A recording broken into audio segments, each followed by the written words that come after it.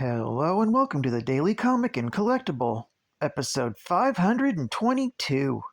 Now today, the collectible of the day is the Hasbro Toys Marvel Legends series, Spider-Man line, Retro Collection, Spider Armor Mark 1 action figure. When Spider-Man's powers aren't enough, he dons his patented Spider Armor. This ceramic metal battlesuit protects Spidey from his deadliest foes, giving him the time he needs to take it to the bad guys.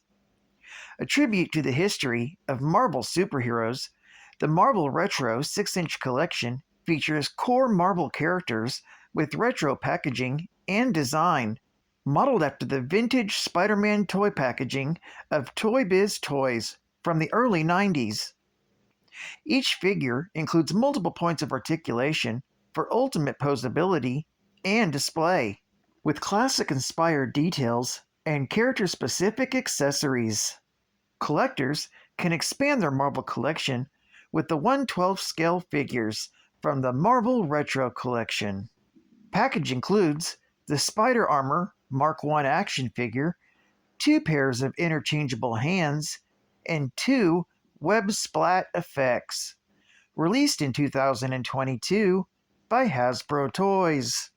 Now, the comic of the day is Web of Spider-Man, Volume 1, issue number 100, with a cover date of May 1993. This is the conclusion to My Enemy's Enemy story arc and contains 2 stories, Total War and Origin of Nightwatch, with stories by Terry Cavanaugh, art by Alex Saviuk and Derek Yaniger, and cover in foil by Alex Saviuk. Today, I'm covering Total War. The story opens with Spider-Man at a standstill with the new Enforcers, Dragon Man, Super Adaptoid, and Dreadnought, when Vanisher, Eel, and Blitz teleport away. The 3 androids now try to blast Spider-Man, but he manages to dodge, and now has to deal with the androids himself.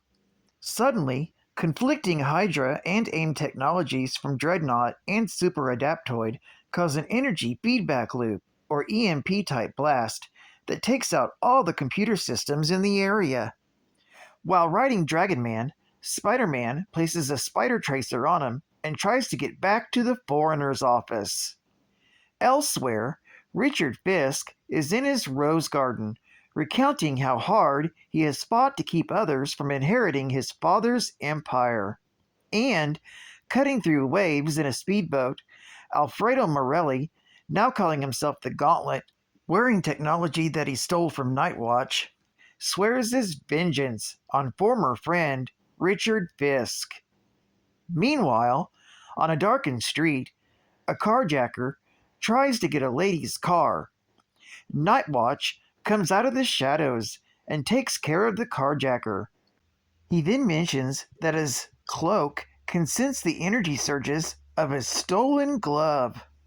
Later, at Empire State University, Peter Parker is working in the science lab, trying to make up some of his late lab work, when, being stressed out completely, he breaks a test tube, so he calls it a night. He then returns later that night, when everyone has gone home, and designs some new webbing and something that will help protect him against the new Enforcers. Nightwatch visits the dock that the Gauntlet destroyed, while the Gauntlet is breaking into Richard Fisk's base. And lastly, Blood Rose arrives at the new Enforcer's mansion. Blood Rose is ambushed by Dragon Man, Super Adaptoid, and Dreadnought, but sets off an interface signal jammer that causes the androids to fight among themselves. Continuing forward, Blood Rose is then stopped by the new Enforcer's outer circle and gets bound by Plant Man's vines. Spider-Man swings into the rescue wearing a new pseudo-metallic composite armored suit. Unfortunately, with each consecutive encounter with a member of the Outer Circle, the armor grows weaker until Spider-Man is one-on-one with Thermite. Spider-Man is caught by Thermite's cold blast, and as Spider-Man breaks free, the armor shatters.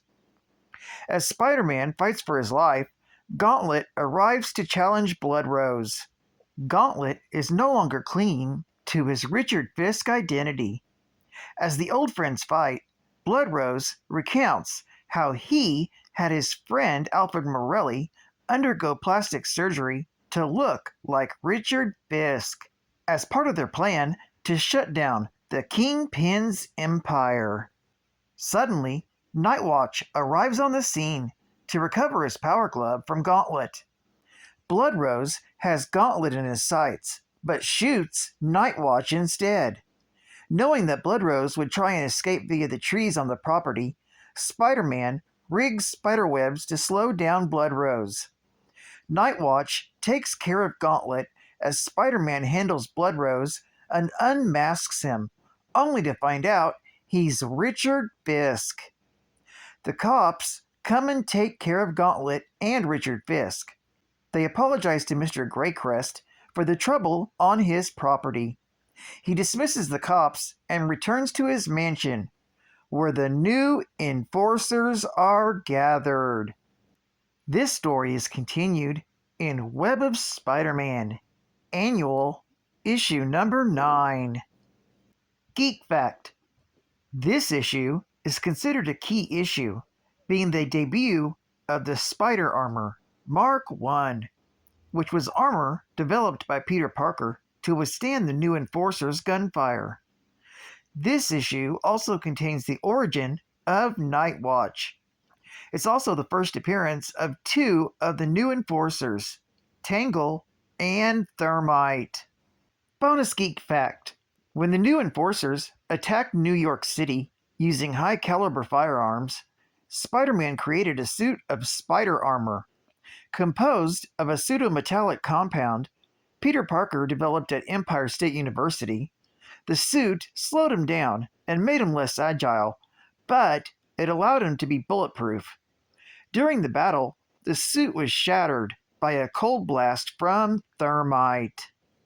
Advertising Ad Fact.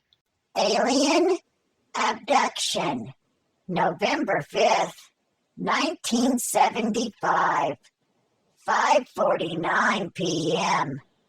White Mountains, northeastern Arizona. Fire in the sky.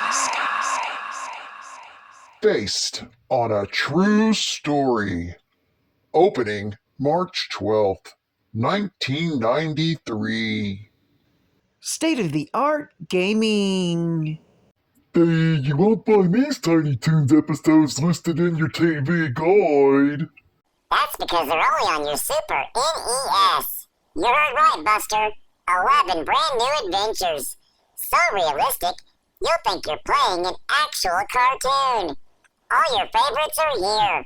Babs Bunny, Plucky Duck, Dizzy Devil, Montana Max, and gazillions of cartoon extras.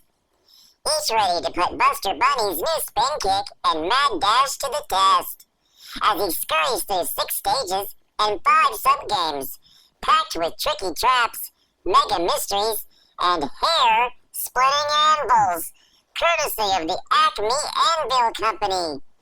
Wow, it's a good thing this stuff is only on your Super NES. Daytime television isn't ready for something this graphic. Only from Konami. And final geek fact. While the Spider Armor Mark I was only featured briefly in the comics, it has become a fast fan favorite and is featured in multiple video games, comics, and animated features. In Spider-Man Family, Volume 1, Issue Number 1, from October of 2005, Jack-O-Lantern created a robot based on the Spider Armor. It was destroyed by Aranya in exoskeleton form.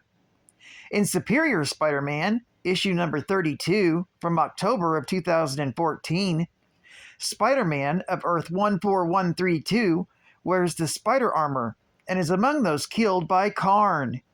His corpse is found by the timeline-displaced Spider-Man from Earth 616. In the 1990s video game Marvel Superheroes vs. Street Fighter, spider armor is an alternate costume for Spider-Man. It's also an alternate costume in Spider-Man Web of Shadows from 2008. In the 1994 animated series Spider-Man, Season 5, Episode 12, from January of 1998, the spider armor is the main costume for the rich industrial Spider-Man, and this version can fire lasers. Then, in the 2014 game, Spider-Man Unlimited, the spider armor was among the equipment Spider-Man brought with him to Clintar. He wore the armor when confronted by S.H.I.E.L.D. agents, sent by Nick Fury, to dismantle the Spider-Force. And finally, in Spider-Man Across the Spider-Verse, from June of 2023, a Spider-Woman and member of O'Hara's Spider Society wore the spider armor when attempting to catch the Spider-Man Miles Morales when escaping their headquarters. Well, I'd like to thank you for joining me for another Daily Comic and Collectible, and I hope to see you again tomorrow. This is Cat Fan Comics Man, and I'll catch you on the flip. Over and out.